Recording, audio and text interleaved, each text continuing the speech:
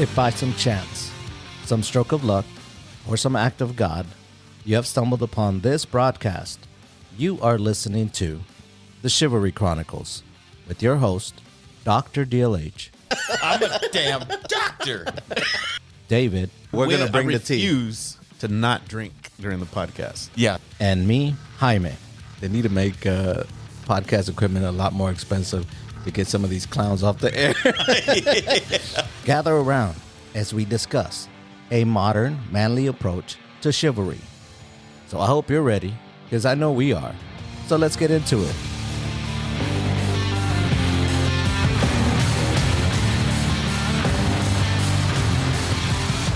And we're back here doing Chivalry After Hours. Now that we got the name right, we have a special guest, Jose Francisco Noriega Jr., otherwise known as what? What do you want us to call you? Well, everybody calls you Pancho, so Pancho. Nick? yeah. And call you Nick. So we had spoken about the rise and fall of Metallica. This is the biggest Metallica fan you're ever gonna find. This goes back to, probably Ride the Lightning.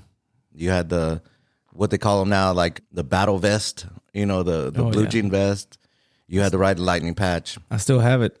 Well, my son has it now, so in his closet, but I still have it. Do you wear it? No. Can he wear it? Does Panchito wear it? He did, but it's too small. Right.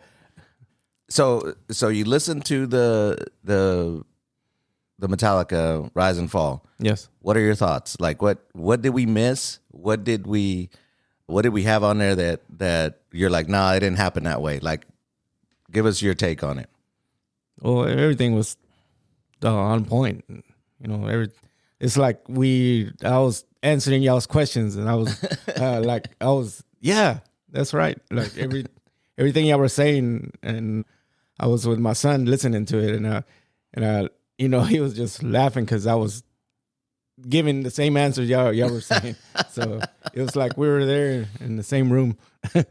And so what was the first time you heard Metallica? Like, do you remember like what album, what song? I'm thinking it was Kill 'Em All. Yeah. Well, no, there was a guy in junior high. Well, can it be junior high? For you? That was 80. What was it? That would have been 87, 80. No, 80. No. That was Master of Puppets. Kill 'Em All was 1983. So you were 13. And then Ride the Lightning came out in 84. Master of Puppets came out in 86. So I would have been in junior high? For you in 83, you were what, 13? So you were junior high. Yeah. Yeah. There was this guy that it was always Hispanic guy. He was always George. I still remember his name, George Avalos. Yeah. So he was always trying to get me, like, he would listen to Exodus and Metallica, and I was still like, we were still listening to like Motley Crue and all that, and AC/DC, like kind of like when I think back, I know it's called metal, but I kind of made a distinction between metal, and I kind of think metal was more thrash for me, where I didn't really consider Ozzy metal now. Like now when I think back, Ozzy just seems like hard rock, Yeah. Judas Priest, Ozzy, even though it was metal, it was considered metal then.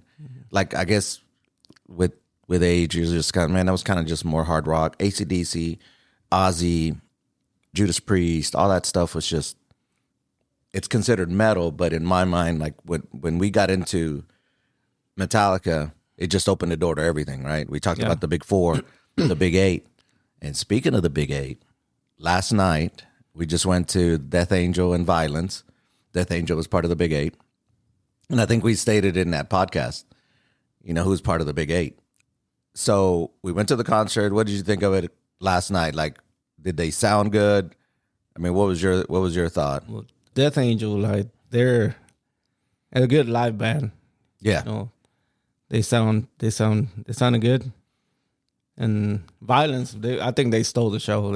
You said that last night, and I was like, man, I don't know, dog. But you think that they played a better show? Because they play faster and heavier. That's why. Yeah. And Death Angel has some mellow songs. So Well, they played Act 3. yeah. Act 3 came out in 1990, I believe. So that album is 35 years old. And we just so happened, you and I, so we were talking about this yesterday, you know, Buncho came in to San Antonio, and he and I hadn't been to a concert together in probably 35 years, Something 30 years, somewhere in the early 90s. This is the first time we've been to a concert together, which was kind of cool. And it was kind of cool that we went to the original Act 3 tour. It was at Joe's Garage. Yeah. And it was me, you, and we won't name the other people because we're about to spill. We're going to give you the tea on what happened in Joe's Garage in 1990 for the Death Angel concert. We show up to the concert. We're there, and then one of our friends kind of goes missing for a little bit, right? And you don't think anything of it.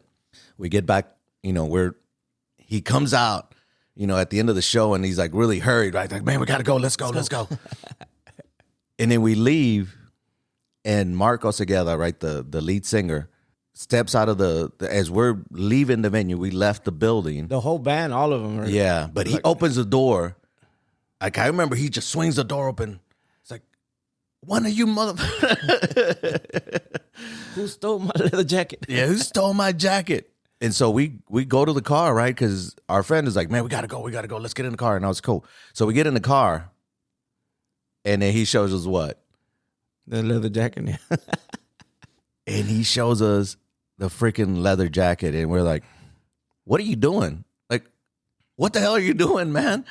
Inside the jacket, if I remember, there were plane tickets I don't remember. for the next show. Oh, for real? Yeah. So he had stolen the jacket, and inside the jacket were the plane tickets. And so he was pissed. I get a call from that friend of ours, maybe like 5 or 6 years ago. He calls me and he's like, hey, you remember that jacket? I was like, hell yeah, I remember that jacket. That was jacked up, bro. Like, he goes, from what I remember, he said that he called him. He was on a radio station in Dallas. He called in and he's like, I have your jacket.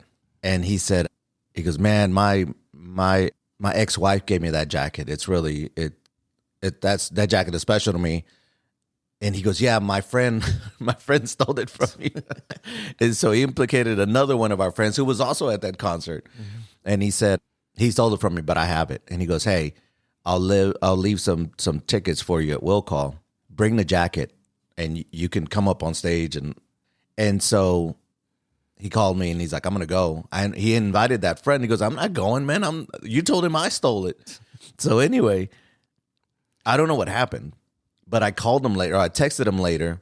Like, this was like a couple years ago because I was retelling this story to a friend of mine. And he goes, what happened with the jacket? I said, I don't know. Let me text him. So I texted him. I was like, hey, what happened with that jacket? Did you ever give it back to him? He's like, I don't know what you're talking about. I was like, what do you mean you don't know what I'm talking about? You called me about this. So then he became really like cryptic and shit. So I was like, I don't know what happened. But then you said, when we were talking about it, tell your story that you went to the concert last year.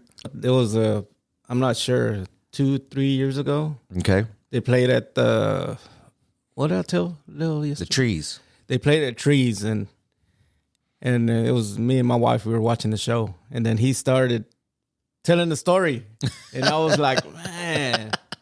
Well, what did he say though? But I see, it's so I can't even remember, but I remember him saying that when he tried to bring the jacket back, he let him have it. So I don't get it. You know, he told the whole story. Yeah. And it was, you know, the same what happened. It was what happened, you know. So it must have been the when he called me it must have been before that. Oh, okay. Right? Because he told me he was going to go to the show and give him the jacket back. So it might have been that he let him have it. But the fact that he remembered that, I mean, it is, I mean, I don't know how many shows you do, like 200 shows or whatever, but the fact that he told that story and you were there, like, you should have raised your hand. Like, yeah, I was kind of like, hey, I was there.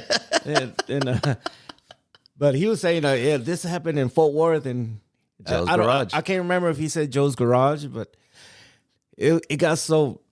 I wish I could have recorded. I should have recorded what he said because it was nostalgia, you know, and I can't remember what he said, but at the end, I think he said he let him have the jacket. Okay. But I'm not sure. He said, I let him have it, but I didn't know, did he mean I let him have it? Or, like well, whooped his ass. Yeah. And so maybe that's why he's crypt. I'm gonna keep asking him. I'm gonna be like, hey, bro, come on now. Like, we've been friends for, I don't know, since we were in the 7th grade. Mm-hmm. I think it's when I met him because he was my class. And I was like, come on, who gives a shit? Like, I'm just interested in the story, right? And if we ever get Mark Osageda on, the Chivalry Chronicles, then he could tell his side of it. But I mean, that band came out somewhere in the mid '80s, and they're not much older than you are, honestly. They were like 13, 14 years old when they started. Yeah. So Mark Osageda right now is 56. It's like my age. You're 55. I'm so 55, yeah. So they were like a year older than you, and so they were like 5 years older than I am. They played a great show. I don't know if Vio-Lence, stole the show or anything. I enjoyed both. I love the band Vio-Lence. Like, I love that album, The Eternal Nightmare, and Death Angel was like one of my favorite bands too. So seeing them together, whenever I found out, I was like, man, we got to go. And actually, Leo texted me. He's like, man, this concert's in San Antonio. It's on a Saturday. We should all go. And I was like, cool. And so I texted him about 4 months ago, and I was like, hey, bastard, I'm buying the tickets. You better freaking show up. And he's like, oh, yeah, I'll be there. And then, so I bought the tickets. I texted both of you, and I said, I got the tickets, you hoes. Y'all better freaking make plans. And I heard nothing. It was crickets. He didn't find out till early in that morning that yeah, I was going to come out. Yeah, and so I get crickets, right? And then so a month later, I text him again. I was like, man, don't be so enthused that I got these damn tickets. And nothing. And then I said, thanks, brother. And then a week ago, I said, one more week, You should have seen the red flags right there. You should have seen. Yeah, and I heard nothing. And then I even called Leo during the week. He's like, I'm trying to figure out what to do with the beast. He has a dog now. And I was like, okay, cool. This was Wednesday. I was like, he'll figure it out. I haven't heard anything, right? And this is more brothers than anything. And it's more our relationship more than anything. Like, I was talking to somebody and anytime Letty, my wife, like, hey, you talked to Pancho or Jose? I was like, yeah. How's the family? And I was like, I don't know. I was like, what about the kids? How are they doing? I was like, don't know. I was like, what the hell did y'all talk about? I was like, nothing. Bullshit. Like, we get wrapped up into talking about nothing. Yeah. So the same thing when I called Cruz, our oldest brother, right? And when we used to talk a lot, and then let's say the call drops, nobody ever calls back. It's like the call drops and you're like, well, I guess that's it. He's out. He's out. So we talked about the Metallica podcast. There was something in that podcast that I said, I still hate you for going to the Iron Maiden Vinnie Vincent concert because Iron Maiden was my favorite band. That's like a core memory for me. Mm-hmm. I remember being really pissed off. And I remember seeing that in the Guinness Book of World Records that it was one of the loudest concerts. Leo doesn't believe me. He's like, I don't remember that. Do you remember that? I don't. It was in the Guinness Book of World Records. It was Reunion Arena for that concert. And then the other memory there's two other memories that you and the other memory was Ozzy and Metallica came to Dallas for the Master of Puppets tour. And I remember telling you, let's go. It's like, get a car and let's go. What do you remember from that? Do you remember that night? Because we were sitting there, I was like, man, let's just get up there. Let's just go. We don't have tickets. I was like, I don't care. We'll find a scalper. Like, I want to go to the show. Because we had our cousin there, and I told him, hey, let's go. Because he was the one with the vehicle. Yeah. But he didn't want to go, so. Damn it. And then the other... That would have been a good show. That would have been the best show That was ever. Master of Puppets. Master of Puppets, the best album, I mean, arguably, in Cliff Burton. Okay. And then the other memory was the Texas Jam. And I think your son gave you shit. Yeah. He said, why did you leave him stranded there? Yeah, because I don't think I saw you. I think you were within distance of me seeing you, but you were over there, and we won't say what you were doing, but we want to put your business all out on the street. But you were over there, and all the concerts that I went to, I think I went with you. And the first concert that I went to was Grim Reaper and Halloween at the Arcadia Theater, October 31st, Halloween night, 1987. Yeah, I remember that. I still got the ticket somewhere. Yeah, and I used to have the tickets in a Velcro wallet. There was an Iron Maiden wallet, and I don't know what happened to it, but I had a whole stack of tickets that I kept because I wanted to put them in a frame, and because they look so cool, because you don't get tickets anymore. Yeah. And last night I freaking pulled up a little PDF file on my damn phone to go to the inside to the venue. But that was my first concert. I was, 1987. So I was 13 years old. I don't know if I'd let Joaquin go to a metal concert. But I think because I was with you, nobody ever thought anything of it. I think that's growing up. If I was with you guys, our parents were like, he's fine. He's with them. But even though then, it didn't seem like you were that little, but we just went, Yeah, because it was like nothing, yeah, because once I was too young, no. Yeah, because when we saw that little kid last night, he had to have been 10, 11. 12, yeah. I was like, man, that kid can't be here. I was like, I need to get that kid home. But I was going to concerts at 13. And then once we went to that one, we just went to a slew of concerts. Yeah. Went to King Diamond. We went to all those.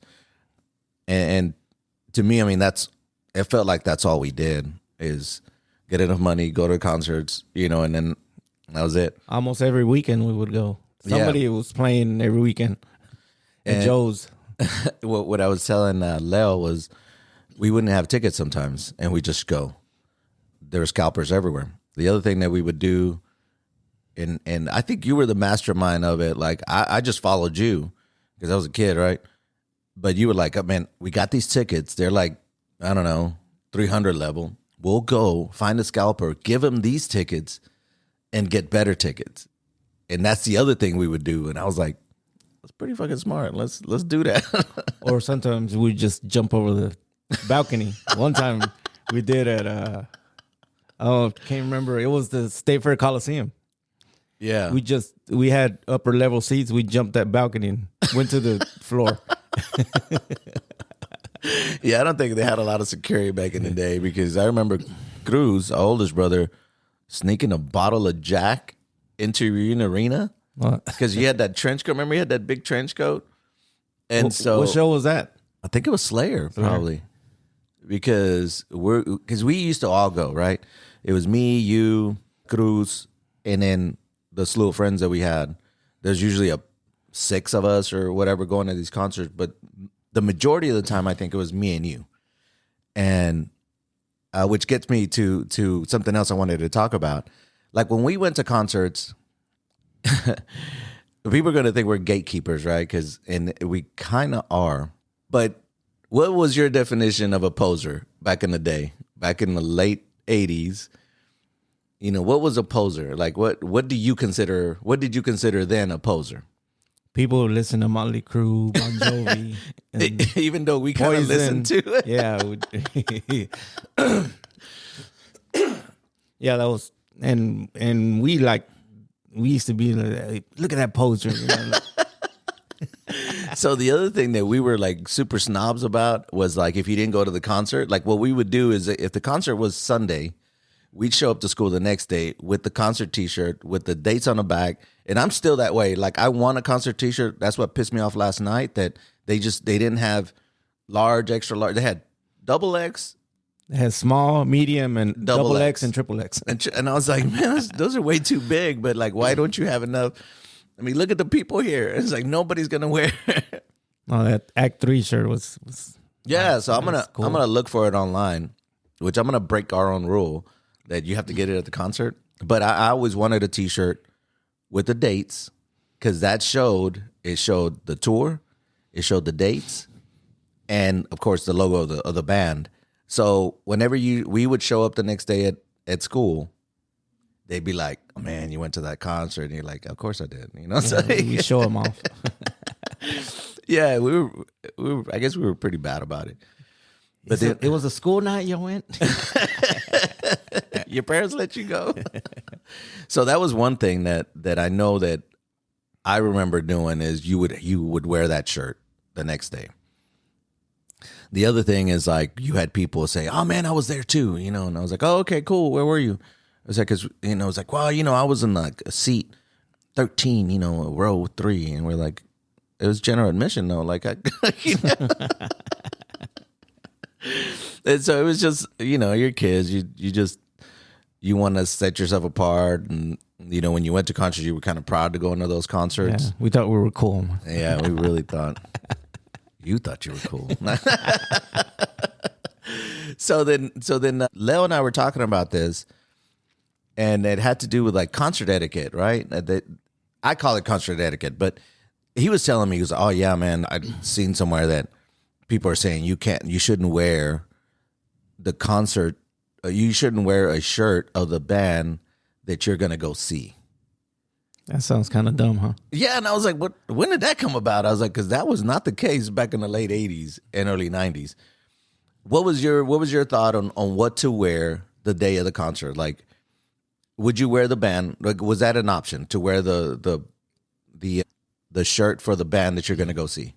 Well, at first, I would wear the previous concert I went to. Right. The concert T-shirt from the last show tour. But then later on, if it was like Metallica, I would wear like Metallica shirts. So, and then later on, like my brother reminded me that I wouldn't wear nothing but Napalm Death shirts after that, because that was my favorite band, and any band I would go, I would wear my Napalm shirt. So, but at first it was the previous show. You would, the previous tour, yeah. and then for a while there, you would wear, or we would wear, the oldest tour that you went to. So like last night, or a couple of months ago, I was at Leo's apartment and Joaquin was there, and he's like, "Hey, remember this shirt?" And it was a Death Angel Act 3 shirt. It's that gray one from the last tour. From the last tour. 30 years ago. From 35 years ago. 35 years ago. So I was like, "Oh man, that's fucking badass." So I brought it home, and then Joaquin wore it. You know, he took it back to College Station. So last night we're walking through the crowd and somebody's wearing that same shirt. Yeah, I told him, "Hey man, we have that shirt too." He was, well, I thought he was white. He looked white, so yeah. I started. Then he asked me, "You speak Spanish?" And then he started telling me in Spanish, like, "Yeah, I flew from, where did he say from? From Laredo or somewhere from Mexico, but no, I thought he was coming from the valley. You know, from Mexico." Oh shit, I didn't hear that. Yeah, I just flew. Maybe it was Nuevo Laredo. Yeah, I couldn't. He said I couldn't find my shirt, and I was asking my wife. I was getting upset, and I finally found it. I told him it looks exactly like the one we have. Yeah, like it's great. Yeah, it's all gray. Yeah, it was a nice shirt. Yeah. So I thought that was dumb that you don't wear the shirt. That doesn't make any sense, right? Like, then I mean, it's like you go to a football game, right? You're gonna wear Cowboys stuff. If you go to the Cowboys game, you're a Cowboys fan, right? Yeah. We talked about this the other day too, which we can that'd be a totally separate podcast, not just about wearing. What do you wear? We talked about it under the rules of being a true fan of what you wear to a football game or a basketball game. But anyway, the other thing, this list of rules that I found is like the dumbest thing ever.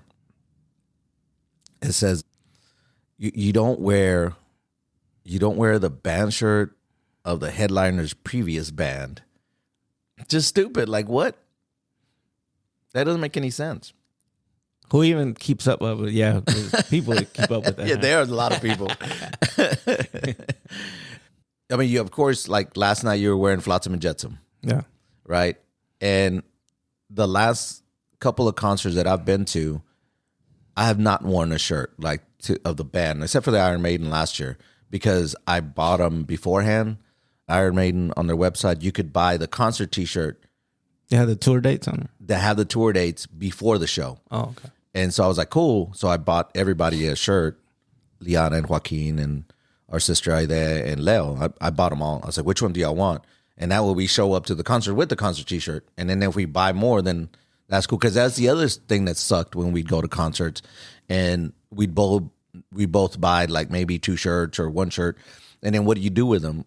You know, you could tie them around your waist. The other thing we started doing, like when it got cold, we just put them on. Yeah. And then, of course, then that also, when you're in the pit and somebody yanks your shirt, and sometimes you'd come home with the shirt halfway torn, right? Yeah. A brand new shirt. Brand new shirt. You're like, damn it. So that's the other thing we would do, is wear them. That way you don't have to carry them, because you're doing whatever.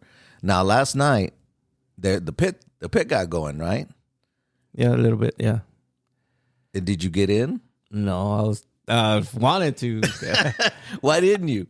I just with my bum knee. I don't know.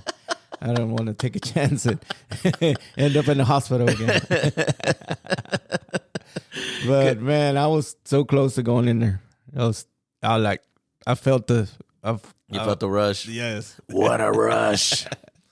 Yes. It was fun though. Letty asked me, did you get in there? I was like, no. I said, and I felt the same way. I was like, well, I don't have a bum knee, but I was like, I saw this kid fall like 3 times in like the span of 5 seconds. Yeah, he kept falling. And there was another guy there. That guy keeps falling. And what was funny is when the pit gets going, we were right at the edge of the pit, right? And then, we were talking about concert etiquette. I think there's pit etiquette, right? And you were doing it. You were like kind of pushing the crowd around, right? As they're coming in, you're just kind of like guiding them through. Yeah. Now, if you get hit, you get hit. Like if you get a freaking elbow to the chest, that's just the way it is. Yeah, you're in a danger zone. You're in a danger zone. Yeah. So I think there's pit etiquette, right?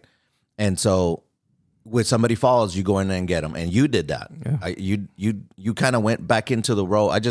To me, it was like the old days, right? Yeah. It felt like the old days, because I remember seeing you do that then, and I was telling Letty, I was like, when I went as a kid, I'd get in it sometimes too with you, but a lot of times I'd go in to pick you up. Yeah. Because I'd be watching the pit, and I was like, oh, damn, he fell down. So I'd run in there, pick you up, and then we'd kind of get in the pit together. The thing that freaking I'd always get caught is, because I was like 130 pounds, 120 pounds, is they just pick me up, and I'd be crowd surfing half the goddamn concert. I'd be like, man, can y'all let me down and shit? I got thrown on stage all the time, and then I'd jump back out, and, Especially like if it was a Slayer show back in the day.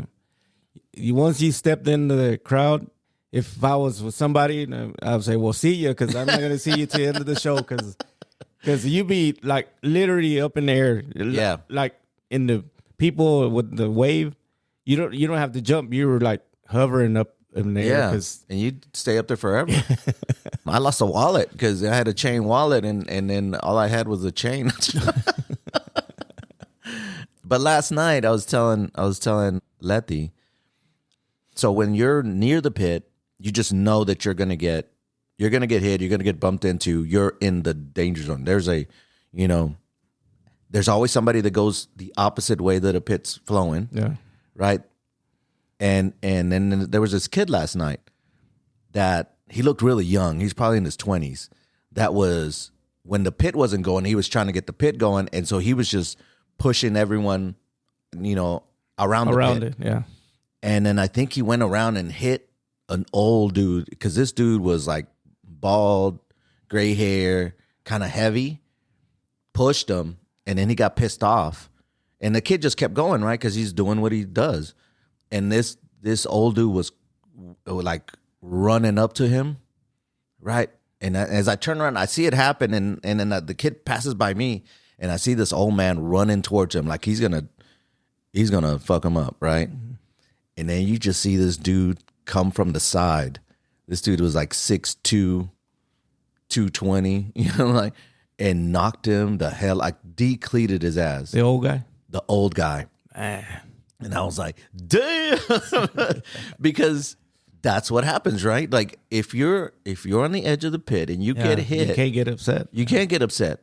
Because I was telling Lefty that kid hit me. Mm-hmm. Like I turned around and he ran into me and pushed me back into the crowd, right? And I was like, damn, I spilled my beer a little bit. Yeah. And for a split second, I was like, man, I'm going to get this motherfucker. But then I was like, nah, I can't do that. I got to, I'm thinking just like out in the real world, this is a different mentality here. So then after that, I just kind of like, I was fucking with him, right? I was just kind of going up to him and like grabbing him. I was like, that's right, motherfucker.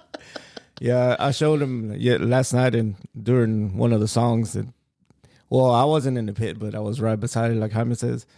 And I showed him my can. It was all squashed up because people bumping into me. Yeah. Remember I showed you the can? It was the beer can. It was all bent up. Because that's the thing that people were doing. There was all kinds of beer spilled on the ground. It was like it was really slippery. Mm-hmm. So everybody was falling. And so I didn't even think about your knee. You just had knee surgery last year, which goes along with that didn't happen in the pit. Yeah. But how many injuries did you?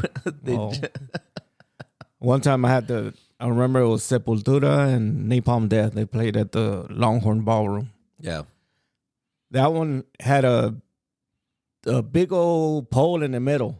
And we would run into it, and man, I couldn't even walk the next day. I had to call off. I had to call off of work because I couldn't walk. Oh my God! Yeah, you just like Exodus said, you just crawl, man. Toxic walks for all Exodus fans out there. So the Dallas metal scene, I said this in the Metallica podcast that I'd read an article that said that San Antonio was the metal capital of the world, of the U.S., something like that. And I was like, no, I kind of disagree with that.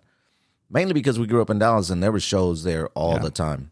And there was, so you want to tell our audience what your not your surname, but your nickname was in the Dallas metal scene. It's a name I borrowed from somebody. From I seen it on a cassette, people thanking people, and I saw it on there. I liked it, and I borrowed it. So it was called Sir Mosh-A-Lot. So I took that name and the story. I mean, that's history right there.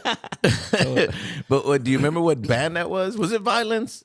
I don't know. I'm not sure what band it was. Or was it some demo tape that you remember? We were talking yesterday about all the demo tapes we bought.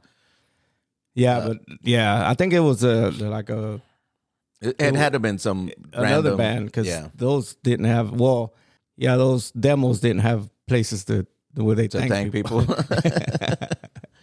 So, but you were known in the Dallas metal scene as Sir Mosh-A-Lot, right? Yeah. So everybody would see me, Mosh-A-Lot. Mosh-A-Lot. Yeah. Because what did you also do? You had a T-shirt. Yeah. You made a T-shirt like that felt lettering. Old English. Old English. And it looked cool. I probably wouldn't admit this when I was 13, 14, 15. I'd be like, man, whack ass shit. But thinking back, I didn't admit it then, but that shit looked cool as hell, especially because you did it in a circle, I think, right? Yeah, it has right on the over your chest. On my chest, it said Jose. Jose. Yeah, and on the back is when I put Sir Mosh-A-Lot in big old letters. So yeah, and it was Old English letters. It was Old English, and it looked badass. So it just caught on, right? So then I would always wear it. So so then you started. That was your uniform. Yeah, Sir Mosh-A-Lot. So then we were in the Dallas metal scene. I was a kid, like I said. I started going to concerts at 13. By the time you and I started going, I was probably like, I think when I went off to college is when my kind of concert attendance went down a little bit because I wasn't home. But what happened in Dallas is like they started making these they weren't the groups, I guess. Remember what were the pit bulls? Yeah.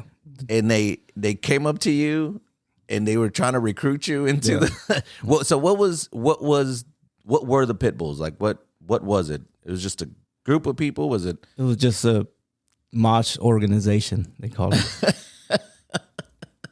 Did they have meetings and shit? I think they did because And so when they try to recruit you, what did they tell you? Like what? well, the main one, the main Youngblood, or what was it? the one that started it. He said, "I like the way you can really mosh, you can do this, you can do that, and you can be in a mosh organization and this and that." And I said, "Nah, man." You're like, I'm good. I was flipping through. I still keep up with. I listen to Dallas sports radio basically every day ever since I've left Dallas, right? And just to keep up with what's going on over there. And the host on the ticket in Dallas, I always talk about the Dallas Observer. Well, about 15, 16 years ago, there was an article about the pit bulls. Did you see it? No. So it's called "Pit Bulls Have Practiced the Art of Safe Moshing for 25 Years." And they kind of go into a little bit about moshing. They say, it's an art form. It was intended to accompany it. So when I read it, right? When I read it, I was like, yeah, bro, y'all went the other way. Because they're like, we're gonna need to be safe, and you do need to be safe, right? But you're not there to injure people, but also you're also not being careful. You know what I'm saying? It's like, to me, it just became you just get in there. You just get in there, man. You help somebody when they get down, but you don't even think, you just get in there. Yeah. So the David Decompose. It was one of the original founders of the Pit Bulls, a local moshing organization whose roots reach into the early 80s when the pit was upchecking people suffering from a broken leg, a black eye, a knife wound or two. I don't remember that. I don't remember a knife wound, but it must have happened. And this guy was like, the offensive mosher is an aggressive personality that will get you involved in the pit at a metal show despite your reservations. And then they go on. It's a pretty good article just to read and kind of reminisce. But when I read it, he says compose, and I think you call him, was it decompose? Yeah, that was his nickname. His nickname was Decompose. Then he said he is known as the mosh father in the scene. He first entered the pit at Joe's Garage, one of the only clubs in Fort Worth showcasing metal shows in the mid '80s. And I was like, yeah.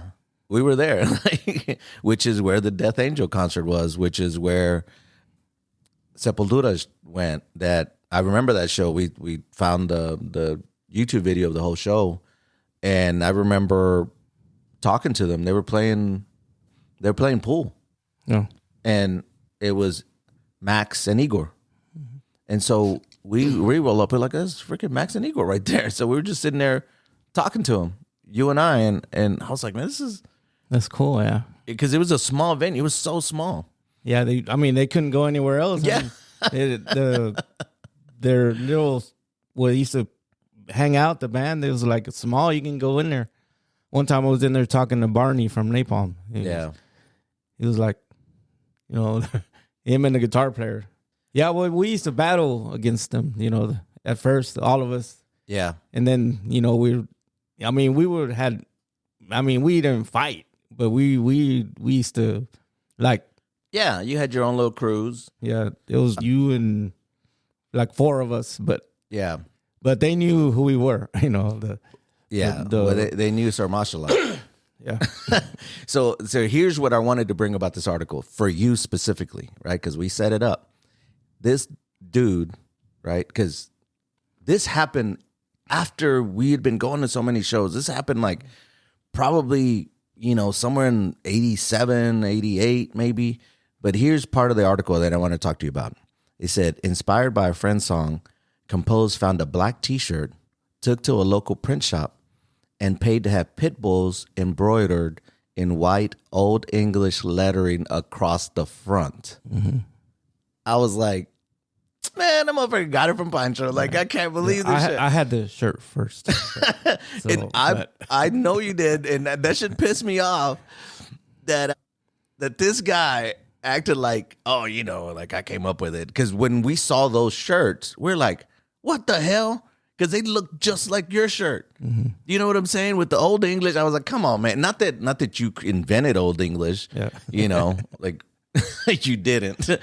But Old English just looks badass, period. Yeah.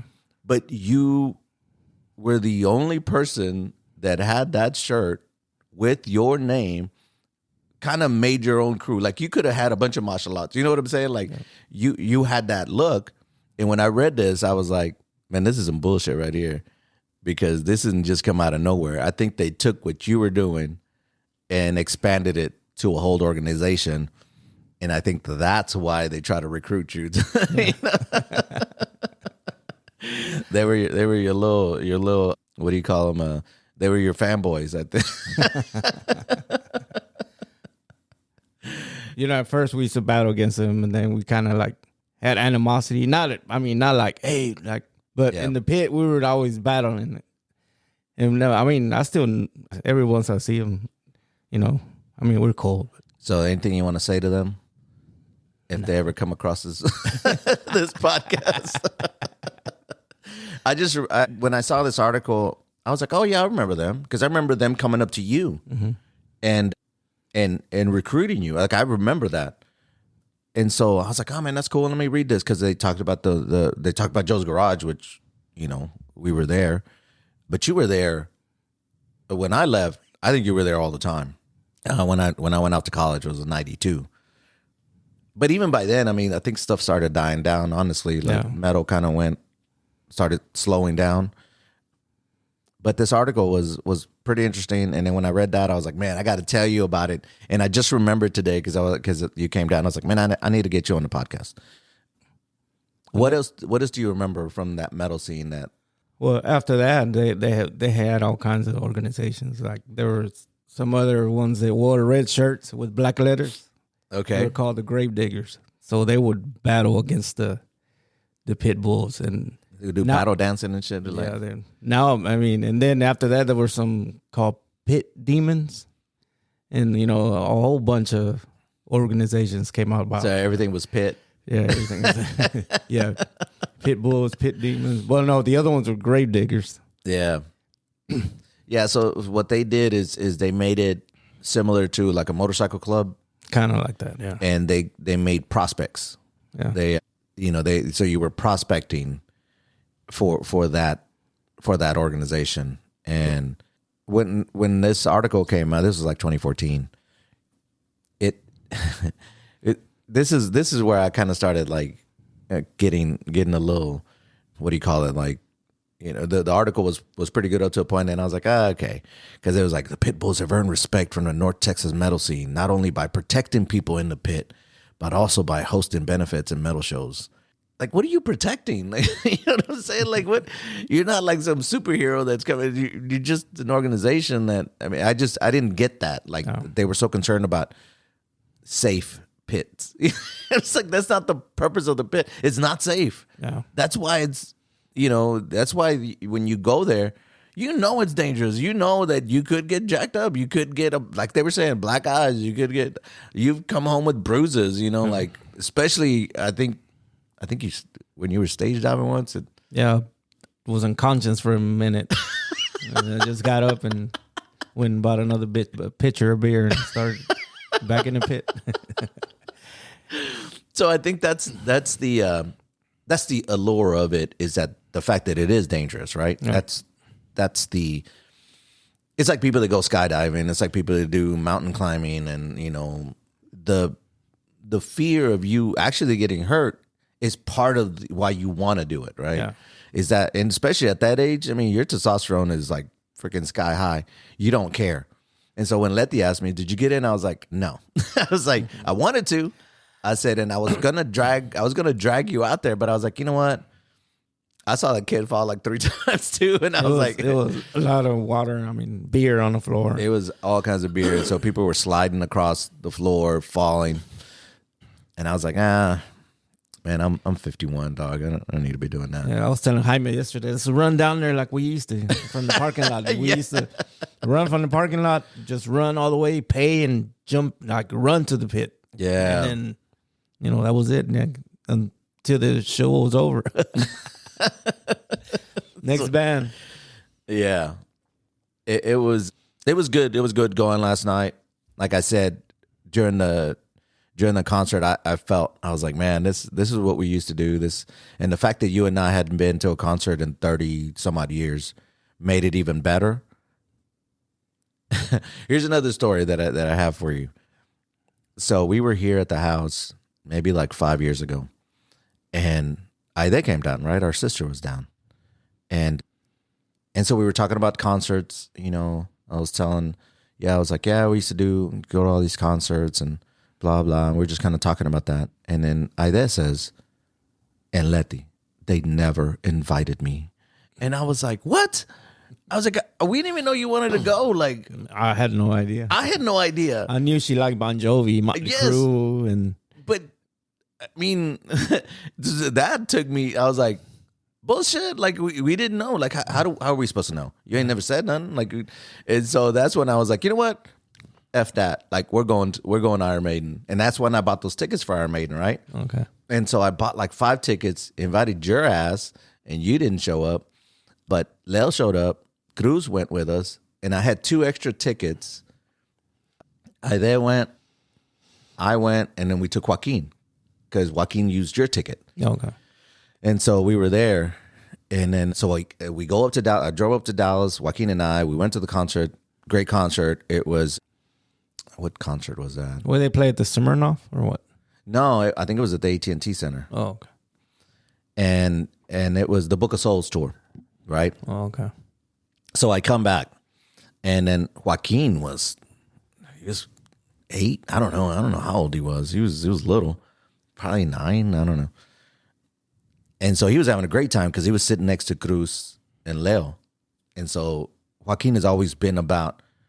He was. I think he always wanted a brother, right? Yeah. So when he hung out with them, he was like, "I'll be over here, Dad, or with the guys." And I was like, "Okay, son." I was like, okay, so it was them two, or it was like Leo or Cruz, and then Joaquin, and then Leo or Cruz. I don't know which order, and then it was Aide, and then it was me, right? Because you never want the female on the outside of you, right? Yeah. You want her inside, right?